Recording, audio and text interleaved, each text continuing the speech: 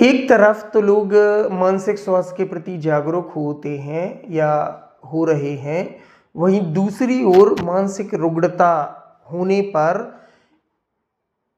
उनमें एक अपराध बोध या अस्वीकारता की भावना बहुत प्रबल देखी जाती है। कारण उसके दो अक्सर पाए गए हैं। पहला होता है सब्जेक्टिव, यानी अगर मान लीजिए कोई सुप्रीम अथॉरिटी या हेड ऑफ द फैमिली या कोई अधिकारी है या समाज सेवी है और उसे मानसिक रुग्णता है, जैसे एंजाइटी हो रही, डिप्रेशन हो रही, जो कि बहुत कॉमन है, बिल्कुल उतना ही कॉमन है जितना सर्दी जुकाम जैसी बीमारियां होती हैं। लेकिन इसमें व्यक्ति क्या करेगा कि वो बिल्कुल भी उसको ऐसे लगेगा अरे भाई हमें कैसे हो सकता है, और अगर उसे ये भी लगता है कि अगर किसी को पता चल गया तो लोग हमें अजीब तरीके से बिहेव करेंगे, हो सकता है उसकी प्रोडक्टिविटी गायब हो जाए, या सिंपली जो अपराध बोध है ये परसेप्चुअल एरर की कैटेगरी में आएगा।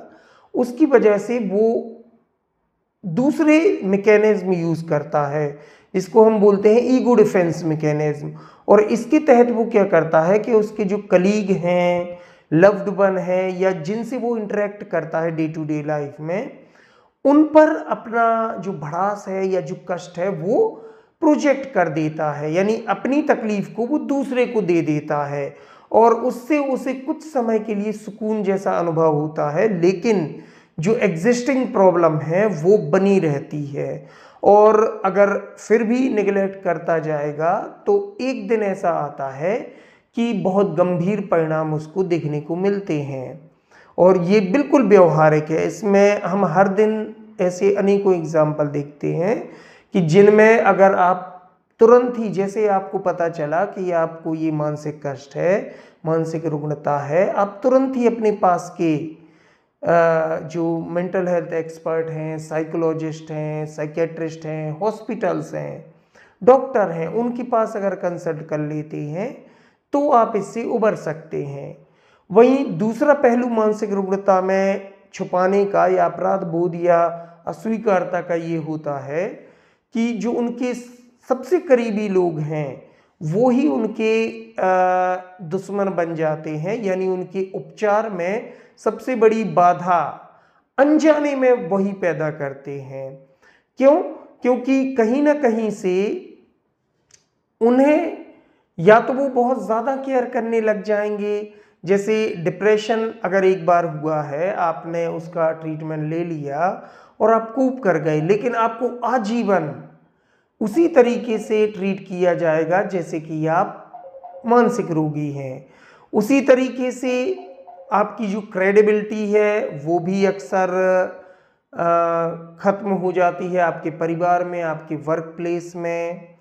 और कई बार ऐसा भी होता है कि आप अपराध की ओर प्रोत्साहित कर दिए जाते हैं आपके करीबी लोगों के द्वारा ही, और देखरेख के नाम पर, आपका ख्याल रखने के नाम पर।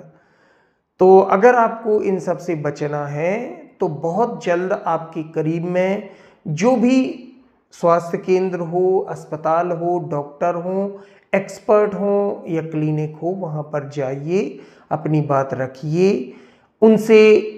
ये हालांकि एथिकल गाइडलाइन भी होती है कि जब तक आप कंसेंट नहीं देंगे आपकी कोई भी इंफॉर्मेशन डिस्क्लोज नहीं की जाती है। तो इससे आपको जो सोशल गिल्ट होता है या अपने फैमिली से जुड़े हुए जो इश्यूज या कॉन्फ्लिक्ट होते हैं वो भी पैदा नहीं होंगे। आप चाहें तो टेली काउंसलिंग या टेली मेडिसिन के माध्यम से भी सपोर्ट ले सकते हैं, लेकिन लीजिए।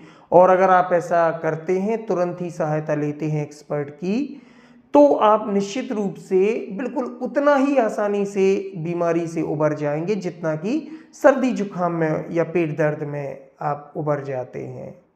लेकिन अगर आप इग्नोर करते रहेंगे तो निश्चित रूप से परिणाम बहुत भयावह होते हैं।